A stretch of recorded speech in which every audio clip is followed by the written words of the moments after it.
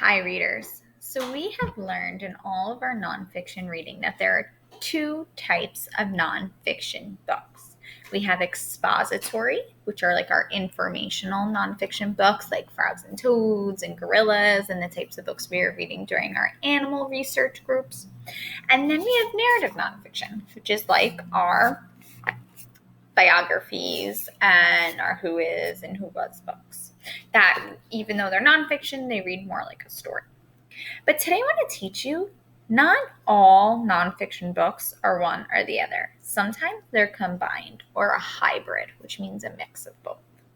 So today I want to teach you that when reading a hybrid text, readers always think to themselves, what mind work does this part of the text want me to do? The parts that are narrative signal for readers to read them like stories. And the parts that are expository or informational signal for readers to read, collecting main ideas and supporting details. So you're probably wondering, how am I supposed to know the difference between expository and narrative if they're all in the same and going back and forth?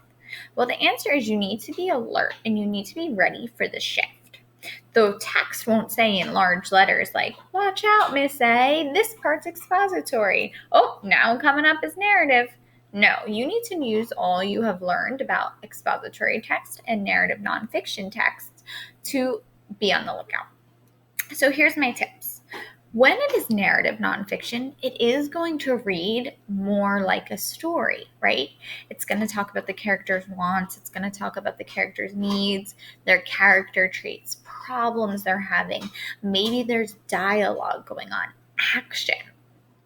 It's written usually more like in paragraphs or long pages, right? It looks like that chapter book.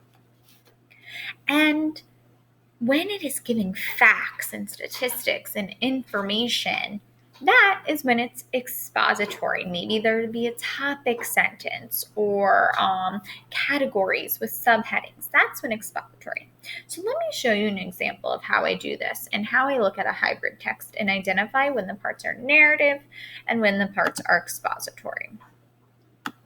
So this is just a excerpt, which means a piece of an article that was called George Washington's Breakfast, and it's nonfiction. But I need to be on alert for when it's narrative nonfiction, kind of telling that story, or when it's expository and telling me, hey, pay attention, here's some important facts.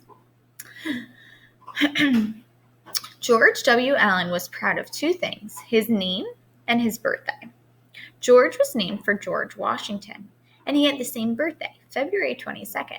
It made him feel almost related, he said, and made him want to know everything there was to know about George Washington. So, see how it's in parentheses here? That's like my note saying this part is narrative. This part is narrative because it's telling us about George, his feelings, right? It made them feel related. He was proud of this. It made him want, right? A want to know everything there was about George Washington. It's kind of like reading a story. Now let's be on alert to see if there's going to be a change. Already he knew quite a lot. He knew that Washington was a general and lived in Virginia and was 6 feet tall and married to Martha and was the first president of the United States. Wow, I'm seeing like a lot of facts coming at me. I'm on alert that I think this is expository. This section. He knew that Washington rode 2 horses in the war, Blueskin and Nelson, but Nelson was his favorite because he was so steady in gunfire. He also knew that Washington once had 10 hunting dogs. Their names were Tipsy, Pompette, Harry, Maiden, Lady Duchess, Drunkard, True Love, Mopsy, and Pilot. Wow, a lot of facts coming at me, right? He was a general. He lived in Virginia, 6 feet tall. He had 10 hunting dogs. He had 2 horses. Expository, right? Let's see if it changes. Then one morning at breakfast, this kind of sounds more storyish, right? George Allen thought of something he didn't know. George's mother and father had gone to work, and his grandmother was frying eggs on the kitchen stove. Wow, you can kind of like picture that in your mind, right? This is like as if you were reading a chapter book or story. I'm thinking narrative. Grandma, George says, what did George Washington eat for breakfast? Asking questions, dialogue, definitely narrative. Search me, his grandmother said. That was before my time.